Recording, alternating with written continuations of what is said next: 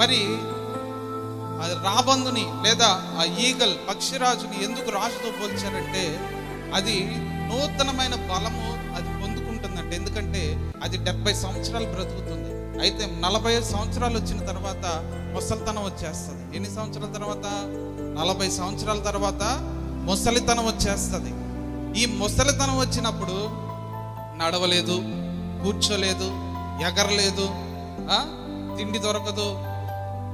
ఇంకేమనుకుంటుందంటే, ఇలా కాదు నా పరిస్థితి, ఇలా కాదు, నేను ఎలా అయినా ఓపిక తెచ్చుకొని ఎత్తైన కొండపైకి వెళ్ళిపోతాను.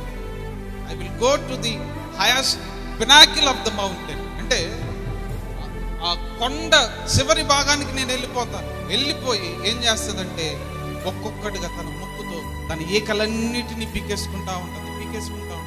ఈ పీకేసుకునేటప్పుడు ఏముంటుంది? చాలా